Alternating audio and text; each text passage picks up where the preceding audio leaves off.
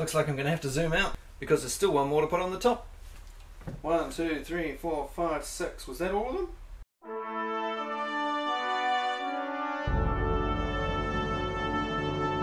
G'day boys and girls. As you can see, I have 6 nailers. I think that's all of them. I don't know if there's any more kicking around here somewhere. There might be. We'll add them to the video later on if there is. But as it stands, I've got 6 Milwaukee nailers and staplers here to review in the one video. Holy moly. This is going to be a bit of work. And full disclosure time, I own 3 of these. Milwaukee gave me one, so I better bung this up in the top corner up here to keep everybody happy. And the others I have borrowed. If at any point you feel like you want to buy one of these, you're fed up with listening to me talk about them, then take a look down in the description. If you're in New Zealand, check out Tradie Republic. I'll put the link down there. That's where I get mine from. And if you're in the US, I'll put a couple of links for you guys in the UK and wherever else I can find down in the description. So check that out first before asking me about it in the comments. What I'm going to do in this video is tell you the differences between the different gauges of nailers and what you might use them for. We'll have a look at the sizes of the nails. I'll give you a bit of an explanation about those. And we'll do a quick overview of each tool and how they sort of compare next to each other for different tasks. It's not going to be a full-on review for every single nailer, else this video is going to be several hours long. So let's take a look at what we've actually got in the pile here. Now, someone has stacked these all upside down. What am I getting myself into here? This is a lot of nailers, but we've got the 18 gauge, the 16 gauge, the 15 gauge, the framing nailer, the 18 gauge narrow crown stapler, and the 9 gauge fencing stapler. It's a big boy, that one. If you're wondering what the difference between an 18, a 16 and a 15 gauge nailer is, what the gauges mean, what the different uses are, we'll get to that in a moment. But I think first, we are going to start with the staplers. We're going to start with the big boy at the back here, eh? Let's take a look at that. This is the M18 FFUS fencing stapler. If you're in the States, it'll be that number there. It doesn't fire nails, it only fires staples. It's a big beast of a unit. If you know what the framing nailer weighs, well, this is the same, coming in at 4.4 kgs or in pounds. Let's look at the features. On-off button down here on the handle. Doesn't have bump fire. Has a little trigger lock there. Just stops you from physically being able to depress the trigger. Just a good safety thing for when you're not using the tool, so it doesn't get knocked in a vehicle or anything like that. Comes with a belt hook that can be attached on either side. All pretty standard cordless nailer sort of stuff. Now the magazine area is very different to a nail gun because it obviously takes staples which slot over the top rather than go inside the magazine. You then push them forward and they won't come off at that point. You can only put them on at the back, slide them forward, they're sort of locked on. Unlike a framing nailer, you can't pull this back over the staples. You need to have this out of the way. The staples are pretty hefty things and they've got an interesting shape to them, and that is a Milwaukee design, meaning you're only going to be able to put Milwaukee staples into this tool, certainly at this stage in time. They're the only ones manufacturing staples for this tool. So there's no competition there when it comes to buying the staples, so yeah, you're going to have to suck that one up. Now the magazine will take 45 staples, basically that's 2 of these clips that they come with, and the 5 that you'll be left with the lockout function. So when you want to load up, you can click that back, lock it in place, put your 1 clip there, your 2nd clip there, and you'll be held back with a few that are held from the lockout feature, like I say. And then let this go again. And Milwaukee say you can fire up to 600 of these with a 3 amp hour high output battery. So that's a lot of staples. If you're stuck on a 6 or a 12, you wouldn't want to carry this around with a 12 though. It's heavy enough as it is. But if you're a big burly fencing bloke and you carry logs around all day and posts and you've been used to hammering these in by hand by the thousands every day, then surely the weight of this won't be a problem. Now because these are staples, not nails, it's also very different on the front here where your firing tips are. If we will just release that so we don't fire staples everywhere, we pull this down. This is your sort of anti-jam sort of function, very tightly sprung, so you can open the front up there if you have a jam. While we've got that up, we'll also take a look at these lines here. It's got better a better system of showing you the depth than most nailers have. We've got these lines on the side and this little red line here, so you can set your depth to what you want, and you can also, if you know that certain posts do certain things, you can remember what line you were on.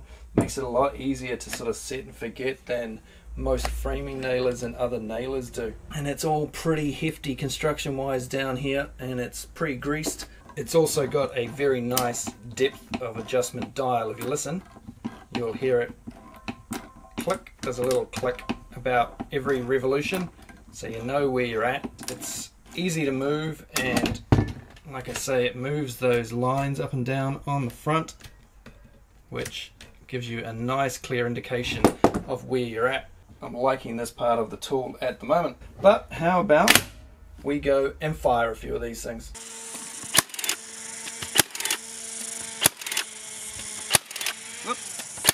Now, I haven't got any fences that need to be built at the moment, but here is a pre-existing fence, and if you know anything about fencing, you'll know you don't put the staples all the way in because the wire needs to be able to move for you to tension it and for any expansion with heat and movement of the ground and blah de blah de blah. I have the tool set to leave the staples out as far as possible, so we'll see how far it goes in, eh?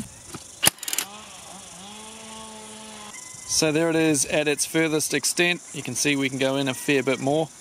So I will wind it down to the next line. So we're now 3 lines up from the bottom. Go there. That's looking pretty good. Now wind it down to the second from the bottom.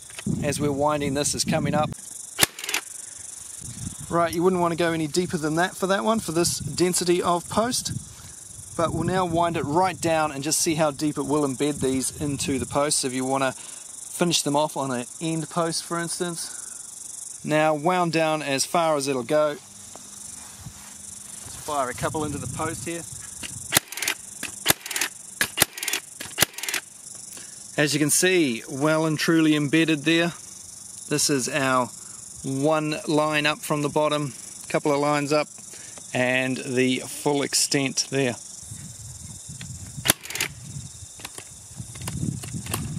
There we go, it has locked out with 1, 2, 3, 4, 5 staples left.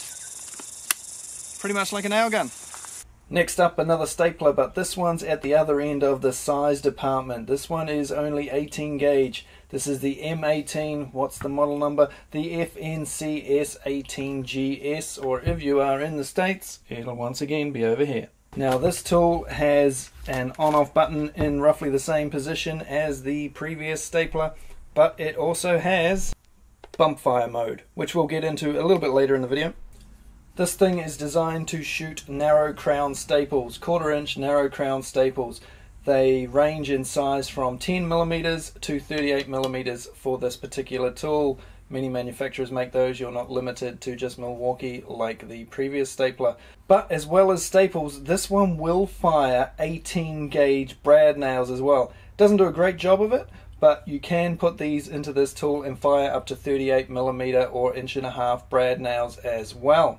This is of course much smaller than the last stapler we saw, and it comes in 2 kgs lighter. Roughly, it's 2.5 kgs this one, so a much more manageable, nice weighted unit. It has a straight magazine, it's not angled, and unlike the other stapler, you open up the magazine, you put the staples in, and then close it back up. Staples are contained within the unit. Open it up, let those out, put the brad nails in, open her up. There is a groove down the bottom for the heads, but if you just sort of stick it in the side like that and close it carefully, it sort of pops them into the right place, and then you should be able to fire brad nails. Now, I would only recommend this as a brad nailer if you mostly use staples, because it's not a great brad nailer. It has issues doing brad nails. It's a pain getting them in and out sometimes. They jam up a bit. They don't go in as well as the dedicated 18 gauge brad nailer, which is a very good tool. So if you're mostly going to fire nails, get the 18 gauge brad nailer over this one. If you want to know more about that and see it firing the brad nails and the staples, take a look up in this corner up here. I will have a link to my review of this tool up against an 18 gauge Milwaukee brad nailer, and I'll put the link down in the description as well. Speaking of 18 gauge brad nailers, let's move over there.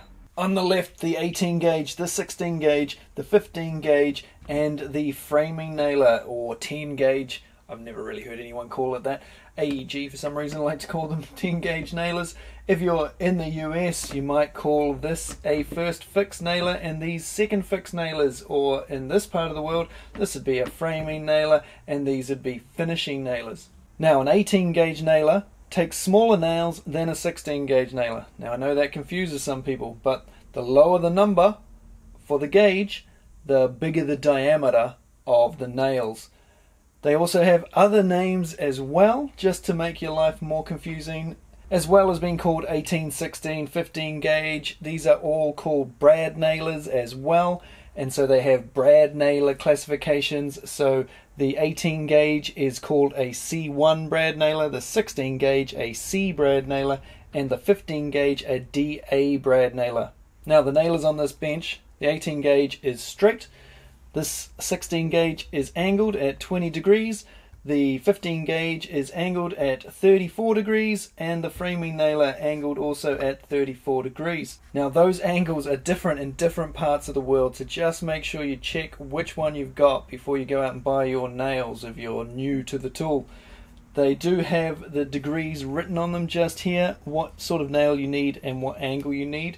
So nice and easy. Check the tool first if you're unsure, because in the States they often use framing nailers or first fix nailers with 21 degree nails, I do believe, whereas in this country they're basically all 30 to 34, pretty rare to find a 21, whereas in the States it's sort of the other way around. And these two angled brad nailers, you can also get them straight, so there's a lot of different options depending on what you want and how you use your tool.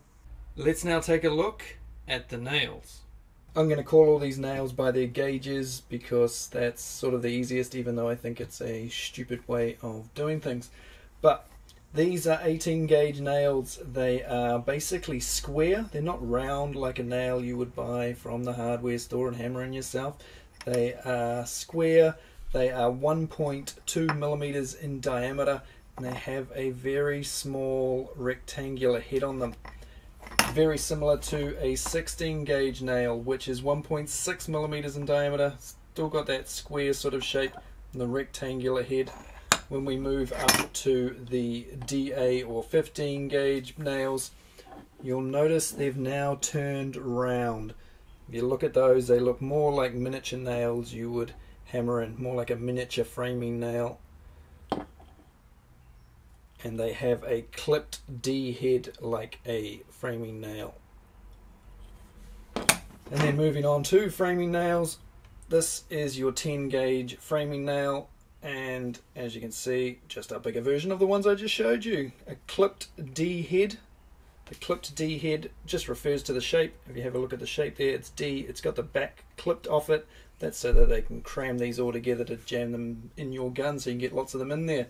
More nail jargon you might hear. Paper collated, that's what these nails are. Just refers to this paper strip holding them all together. You can get wire collated, plastic collated. Here's some more paper ones, but they're held further apart and have a full round head. Those are joist nails for a special joist nailer. They won't fit in framing nailer. These ones are full head nails, and they are held together with plastic. Keep them apart so things don't clash with the heads. Whereas these ones here have full round heads, but the heads are offset on the shaft of the nail. Take a look there. So the nail, as you can see, has the shaft going up to one side. Not that circles have sides, but you know, it's offset. Let's take a look at it by itself. There we go. See, bit funky looking. So this nail will give you the illusion of a nice round head while still having the easy angle to fit in your nail gun and everything, unlike these ones and these ones, which, as I say, have the shaft going directly into the center of the head like normal nails, but they have to be held further apart, so you can't fit as many into the tool, so you have to change the clip of nails more often than you would with paper collated ones like this. Right, now that you've just had a crash course in that, let's take a look at what they look like when they're embedded in timber, so you can see how much difference the firing heads make when they fire these nails in, how much it's going to damage or not damage your timber. So here's my little nail graph. We've got 23, 18, 16, 15 and 10 gauge. There is no 23 gauge 18 volt Milwaukee pin nailer as far as I'm aware. So that's blank at the moment until we get the M12 to test. So that leaves these four.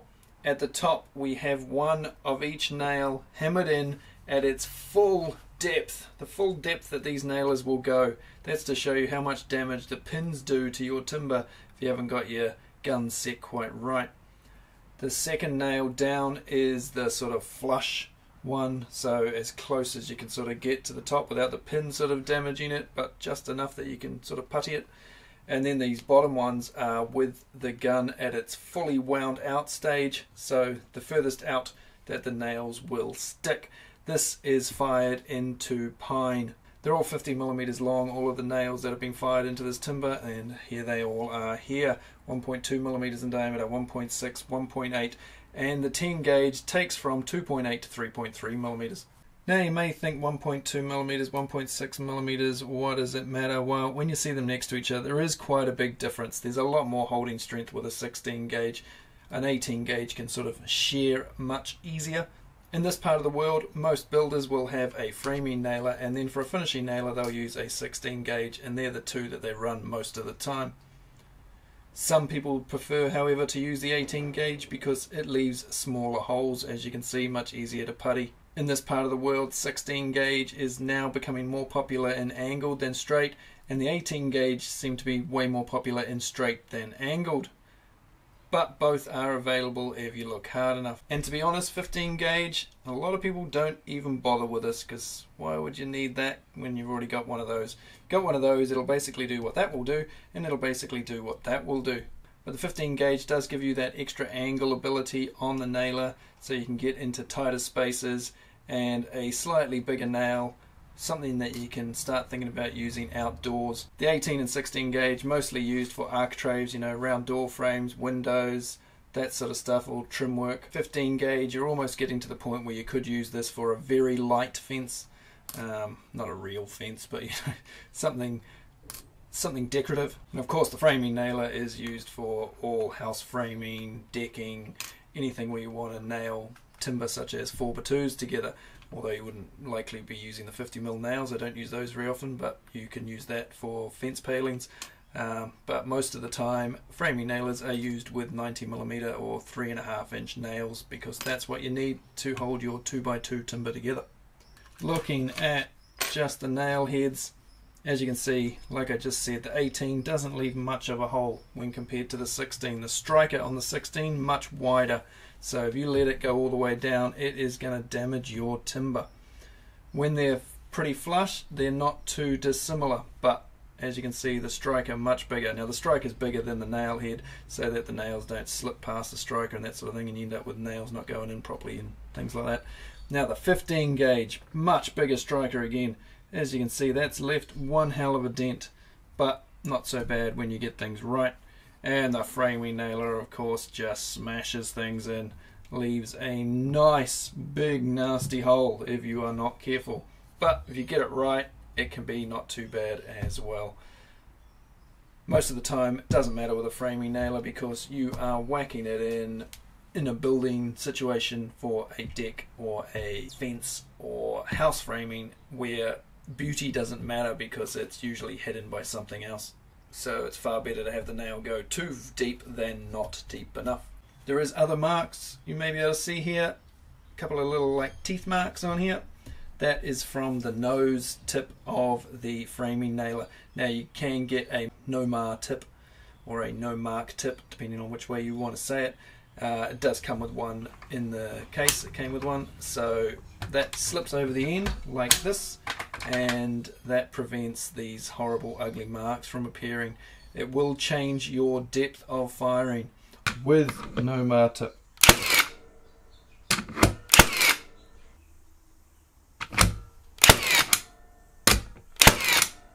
Now, I didn't change any of the settings on the tool there, and you can see that the Nomar tip punched the nails in not as deep as when you take the tip off. That tip adds, you know, a few millimeters to the end of the nose, so you'll get better penetration without it. But if you look at these two, they're much cleaner than these two, which have these spikes. You've got the sort of first initial spike and then it'll sort of recoil jump, so much messier. So if you want a nicer finish, you know, if I dialed that back a bit to get the nails a bit closer to flush, it would be a nicer hole again, of course. And that is good for, say, decking, if you want to use a framing nailer for putting on the top decking boards. If you use round head nails, you can get away with that. Or also good for putting in fences, anywhere where you just want to make it look a bit tidy.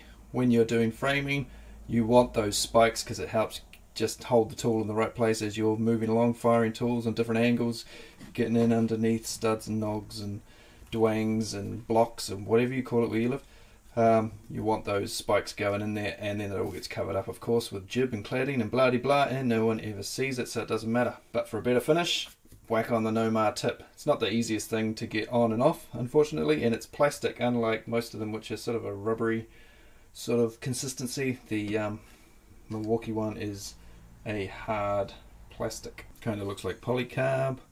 Ah, no, it's polyketone.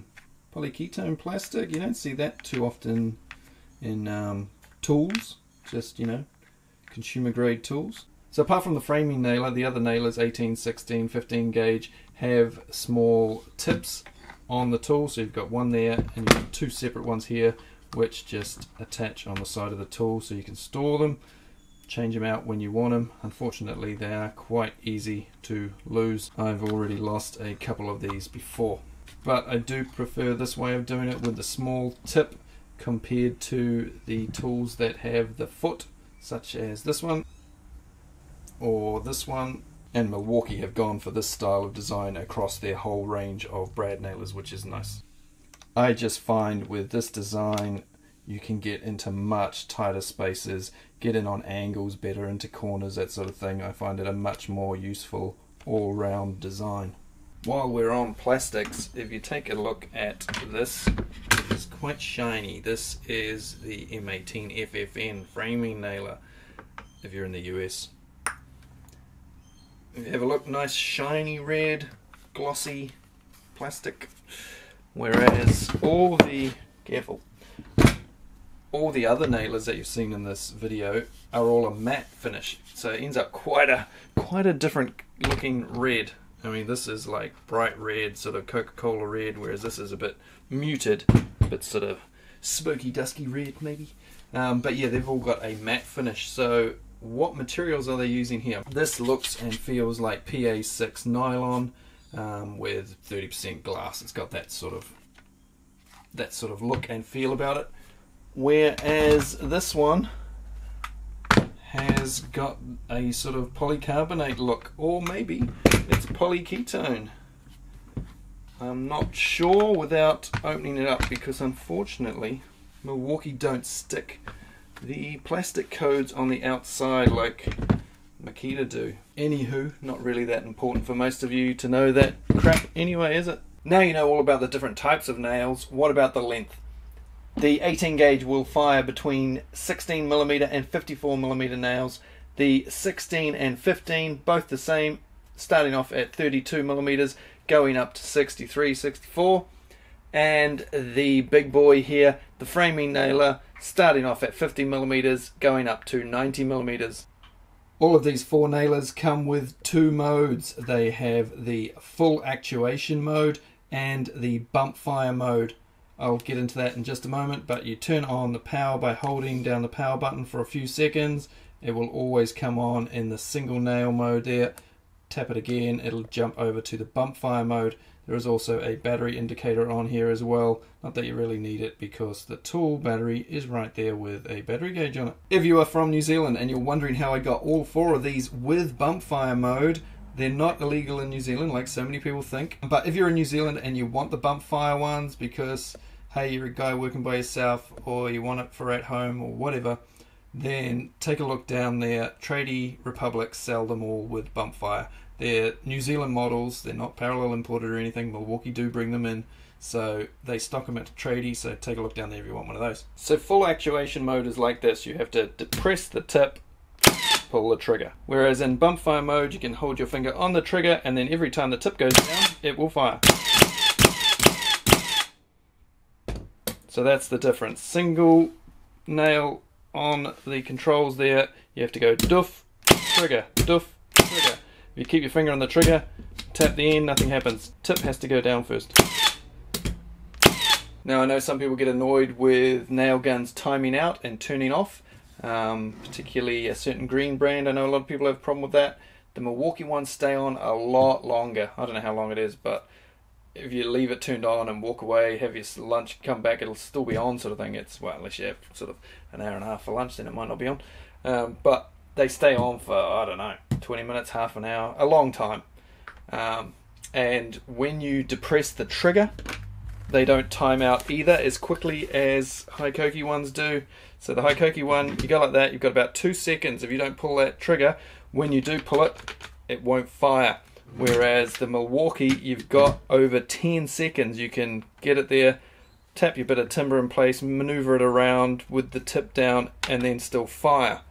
So that I find very useful if you've got a tricky shot to do, for instance, and you've pushed your tool up and you just want to tap a bit of wood along with the hammer from the other side. You've got that extra time to do that without having to re-trigger it again. If we look at the 16 and 15 gauge, see they're basically the exact same head unit, just with a different magazine put on them. The 15 gauge is quite nice to sort of carry around in that. It feels more compact if you look at the unit there, because it's got that 34-degree angle. It just feels a more compact tool than the 16 gauge, even though technically they're the same head unit. But this one to me just looks like a nicer, slicker tool and just feels better in the hand, just weighted differently, you know. It's a bit more like the stylings of a framing nailer with the angles and everything. And as for the framing nailer, well, it works like this. The framing nailer has the power button and the mode button on the back, which is nice because it's much easier to get to than it is down in the handle, and it makes it much easier to video for YouTube. It has a belt hook and a rafter hook. You can't swap them. They're different shapes for the screws and everything, so unfortunately they're stuck with that side. But it does have the both, and it has a much nicer control for changing your depth of your nail than the brad nailers do. Much more sturdy feeling compared to these plastic dial style ones. And I know you want to see how fast this thing fires nails on the bump mode, so let's have a quick look at that.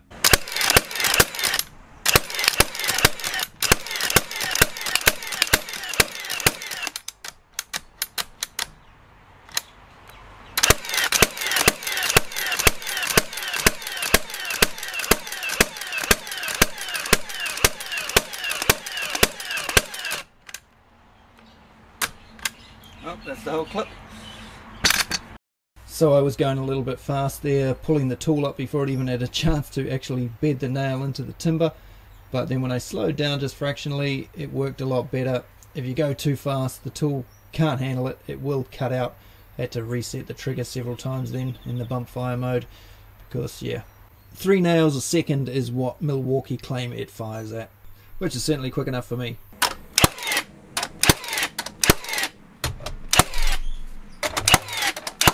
And if you want to see the Milwaukee Framing Nailer up against the Hikoki, Metabo HPT, and the DeWalt, take a look at this video up here or down in the description. And if you're from North America and you think that this is a fake battery, you are wrong. I know that you guys have the old design batteries that still look like this, but the rest of the world, they look like this, not a fake. So that's a bit of an overview of the Milwaukee nailers and staplers in the M18 line. If you want to know more information about the Crown Stapler and the 18 gauge, take a look down in the description. I have done a review on those tools. I'm planning on doing a 16 gauge review. Been using that one a lot. This whole room that I'm standing in right now, all the lining on the walls, the ceiling, all done with that 16 gauge nailer. If you want to see the framing nailer up against the Hikoki, Metabo HPT and the DeWalt, take a look down in the description. There'll be a link for that too. And hopefully if you are new to the world of cordless, gasless nailers, you now have a better understanding of what's available the types of nails and all that sort of stuff. Because remember, all you need to run these things is a battery. There's no hoses to trip over or get caught on anything. There's no gas cylinders that you've got to hunt around for. There's no smell from gas. They're much quieter than gas. There's no going over to a box of pass load nails with gas cylinders and opening it up and finding it only has nails in it because somebody's already whipped all the gas cylinders because they run out quicker than what pass loads say they do. And on so many building sites, boxes of 3,000 nails get chucked out all the time because there's no gas left in them. And so brand new nails just get turfed because, hey, customers paying for it, right? Pretty criminal. But there's no waste at all with any of these. So no gas, no hoses, but for that you do pay a bit of a weight price. You know, these are a bit heavier. So some people don't like that. But personally, I would far rather have more weight in the tool than have to deal with gas cartridges, which I've always found to be a pain in the bum, or have hoses and noisy air compressors everywhere. So if this is your first time watching my channel, thanks for making it this far. Please consider subscribing. I do tons of tool reviews from all sorts of brands. If you've got any suggestions for anything you want reviewed, let me know down in the comments section. Let me know if you use these nailers, what you think of them down there as well. And I will see all you guys and gals next week on another one. Cheers. Staples, brad nails. Came out fairly easy. Ah, ow, shit. Ah, significantly harder.